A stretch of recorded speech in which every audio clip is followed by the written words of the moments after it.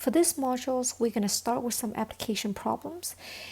So when it's come to application problems, you need to gather information and you need to come up with the unknown. So you need to assign an unknown. Since I have a rectangle, I'm just going to draw the rectangle here. Now, we have to look for the length and the width, but if you come up with two variables, you're going to have to come up with two equations. So I'm just going to keep it one equation, so one variable. Now, how do we pick which one to be that variable? You pick the one you know the least of. So in this case, we know nothing about the width, so that's going to be the variable. The length is 5 feet less than twice the width, so it's going to be 2x minus 5. Now we're ready to write the equation. So I have the length times the width. That's going to be the area, which is 52. Now when you look at the problem, you see parentheses, we distribute, and then we end up with quadratic. So you know that we're going to have to do it in standard form.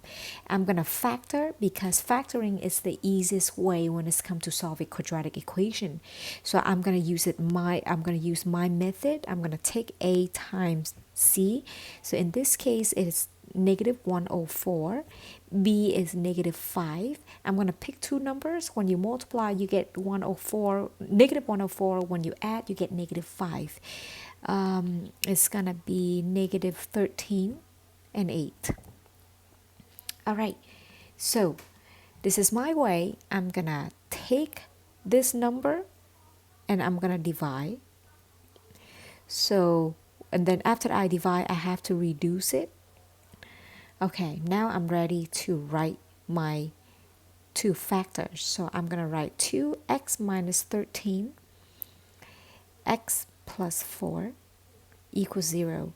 Solving for x, I ended up with x equals to 13 over 2 here, and I have x equals to negative 4 for this factor.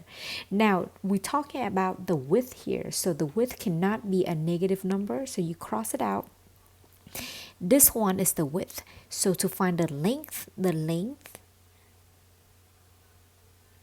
is 2x minus 5. So I'm going to plug it in. So I get 8 feet.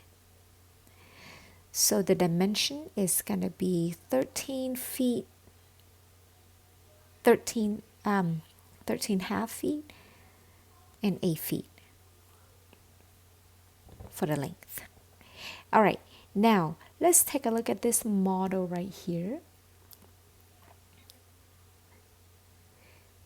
We have a rocket, it's launched with the initial upward velocity is 215. The rocket height is right there, it's given to us. Find all the values of t for which the rocket height is 97.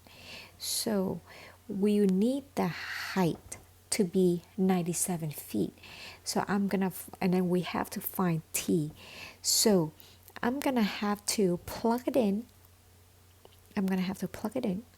So we have 97 equals 215 t minus 16 t squared. All right, as you can see, we don't have standard form, so you might want to change it into standard form so we can use quadratic formula. So I'm going to do negative 16t squared plus 215t minus 97 equals 0. And then we're going to use quadratic formula for it. T is going to be negative 215 plus and minus square root 215 squared minus 4. A is negative 16.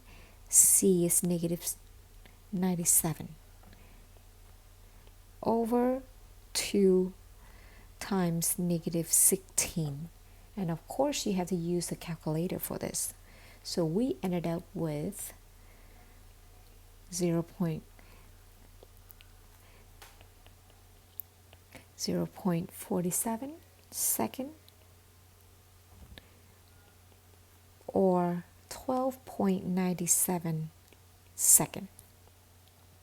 All right, moving on. So moving on to polynomial function, you need to be able to recognize whether we have a polynomial function or not.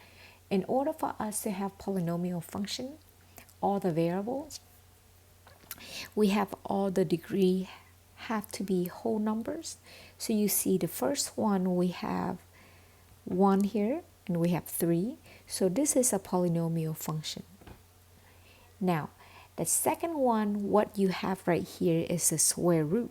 So if I change it into the exponent, it's going to be 1/2, which is a fraction, so it's not a polynomial.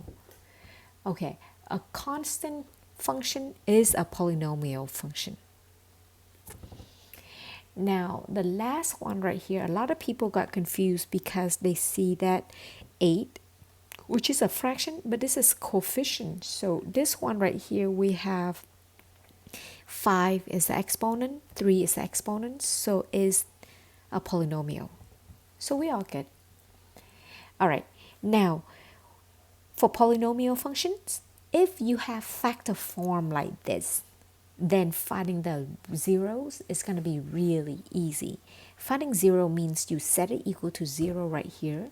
So we have negative 3x equal to 0 gives you x equals to 0. X minus 3 equals 0, so x is 3. X squared minus 49 equals 0 gives you x equals to plus and minus 7. Because if you solve it, you take the square root. Don't forget, when you take the square root, you ended up with 2 solutions, plus and minus.